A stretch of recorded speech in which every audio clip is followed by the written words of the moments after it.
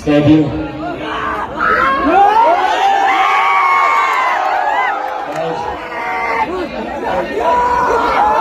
इस सम्मानित मंच पर मौजूद इस कार्यक्रम के आयोजक, इस कार्यक्रम के सूत्रधार, इस मंच की अध्यक्षता कर रहे हमारे अभिभावक तुल्य आदरणीय नंदकिशोर सिंह जी, मौजूद इस कार्यक्रम में लोक जनशक्ति पार्टी रामविलास के हमारे राष्ट्रीय उपाध्यक्ष पूर्व सांसद आदरणीय अरुण कुमार जी,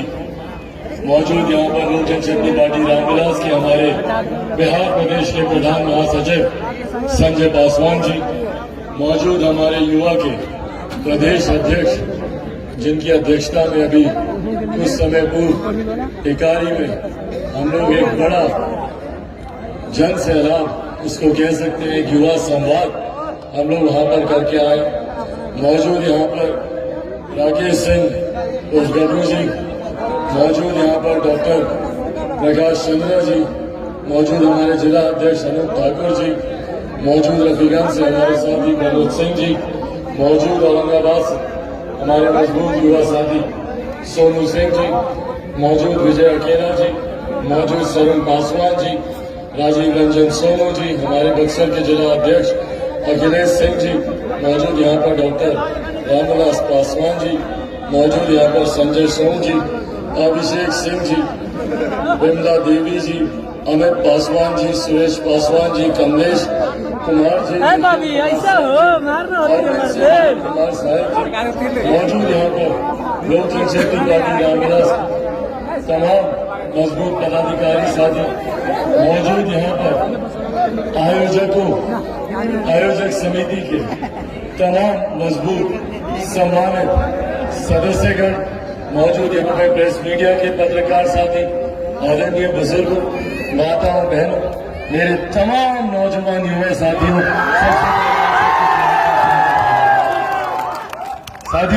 अपने संबोधन की शुरुआत करने से पूर्व मैं सर्वप्रथम स्वामी सहजानंद सरस्वती जी के चरणों में शीश झुकाता हूं, उनको नमन करता हूं। पर आज जब मैं उनको नमन करता हूं और आज जब उनके जयंती पर हम सब यहाँ पर एकत्रित हुए हैं, उनके विचारों को, उनके सिद्धांतों को, उनकी जीवन के कार्यशैली से कुछ सीखने के लिए, कुछ अपनाने के लिए, तो ये सबसे पहले हम लोगों को खुद से पूछने की जरूरत है कि क्या सही मायनों में स्वामी जी ने जिस सपनों के समाज की कल्पना की थी, क्या हम लोग उनके उस सपनों के समाज को बना पा रहे हैं? और अगर नहीं तो त्रुटि कहां पे हो रही है, कहां पे गलती हो रही है, क्या कारण है कि धीरे धीरे धीरे धीरे स्वामी सहजानंद सरस्वती जी के विचारों को भुलाने का कार्य किया जा रहा है। उनकी अनदेखी पहले राजनीतिक कारणों से की गई, मुझे दोहराने की जरूरत नहीं है। मुझसे पूर्व तमाम वक्ताओं ने प्रमुखता से इसका जिक्र किया, अरुण भाव ने इस बात का जिक्र किया कि कैसे मेरे नेता, मेरे पिता आदरणीय रामविलास पासवान जी, सहजानंद सरस्वती जी को डाक टिकट जारी करना कोई बहुत बड़ी बात नहीं है, पर यह दर्शाता है उनके प्रति मेरे नेता का प्यार, ये दर्शाता है मेरे पिता आदरणीय रामविलास पासवान जी का वो सम्मान। और जब आप ऐसे महापुरुषों की स्मृति में आप थोड़ा बहुत योगदान करते हैं तो वो योगदान आने वाली पीढ़ी के लिए सीख होता है। मुझे नहीं पता यहाँ पे जितनी युवा पीढ़ी मौजूद है या मुझसे छोटी उम्र के बच्चे यहाँ पे मौजूद हैं, वो कितना जानते हैं सहजानंद सरस्वती जी के बारे में, कितना पढ़ा है उनके बारे में, पर जरूरी है जानना। जब हम किसी की स्मृति में कहीं पे कोई मूर्ति स्थापित करते हैं, उनकी याद में कोई डाक टिकट जारी करते हैं या उनकी याद में कोई पुस्तक लिखते हैं, उसके पीछे का उद्देश्य यही होता है कि हमारी आने वाली पीढ़ी इन महापुरुषों के बारे में पढ़े, सीखे, समझे कि भैया किस तरीके से इन लोगों ने संघर्ष करते हुए आज अगर हम लोग यहां तक पहुंचे हैं और उसमें कुछ भी सुविधाएं हम लोग को हासिल हुई हैं, तो उसमें हमारे पूर्वजों का योगदान है, उनका खून पसीना रहा है, उनके संघर्ष रहे हैं, जिनको रहते जीवन तक हम लोग को याद रखने की और न सिर्फ याद रखने की जरूरत है, उनसे प्रेरणा लेने की जरूरत है। जिस समाज की उन्होंने कल्पना की थी कि समाज में भाईचारा हो, एकता हो, बराबरी का एहसास हो, पर आज की तारीख में जब हम लोग देखते हैं, ये राजनीतिक मंच नहीं है, मैं कोई राजनीतिक चर्चा करूंगा नहीं, पर आज की तारीख में जब हम लोग देखते हैं, क्या वो बराबरी का समाज हम लोग बना पाए?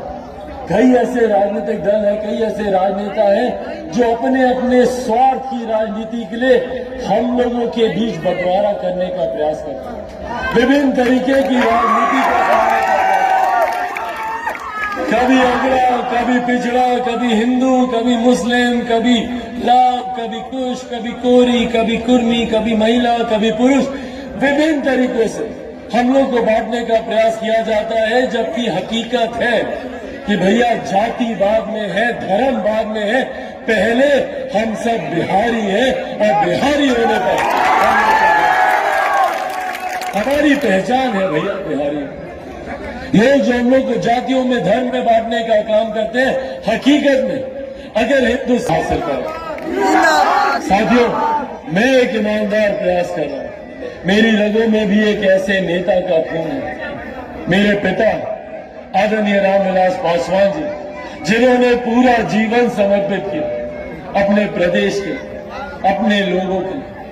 और इन 50 सालों की राजनीति में 5 दशक से ज्यादा वो राजनीति में रहे। उनका प्रयास रहा कि किस तरीके से समाज में बंटवारे की राजनीति को दूर किया जाए, समाज में किस तरीके से भाईचारे के साथ विकास लाया। मैं जानता हूं अभी भी उनके द्वारा किए गए कई कार्य अधूरे, उनके कई सपने अधूरे, उनका अंश होने के नाते उनके संस्कार है मुझमें, उनके सपनों को पूरा करने के संकल्प के तो साथ निकला ही हूं। साथ ही में मैंने ये वादा अपने बिहार की जनता से किया है, अपने युवा साथियों से किया है, अपने बुजुर्गों से किया है, माताओं बहनों से किया है कि जब तक बिहार को विकसित राज्य नहीं बना दूंगा, तब तक मैं भी चैन के साथ बिहार फर्स्ट, बिहारी फर्स्ट के माध्यम से एक ईमानदार प्रयास कर रहा हूं कि किस तरीके से बिहार के किसान, बिहार के मजदूर, बिहार के युवा जाति की नहीं जमात की बात करने की जरूरत है। हम लोग जमात को आगे लेकर जाने की जरूरत है। हम लोग को हर उस वर्ग को आगे लेकर जाने की जरूरत है जो वर्ग आजादी के 75 साल के बाद भी जो वर्ग हाशिए पर,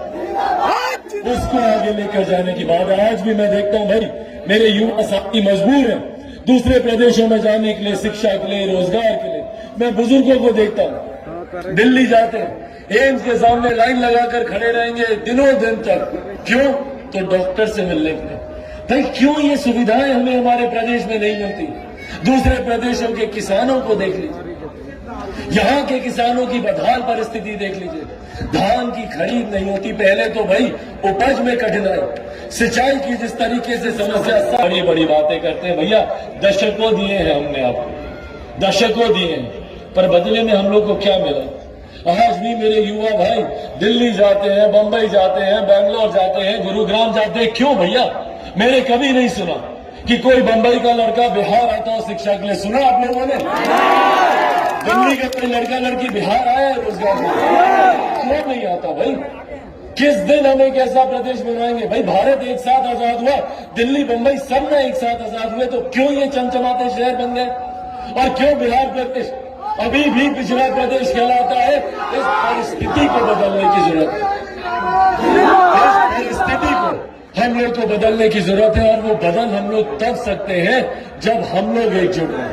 ये उंगलियां जब एक साथ आकर मुट्ठी बनती है ना, तो इसकी ताकत के आगे बड़ों बड़ों को झुकना पड़ता है।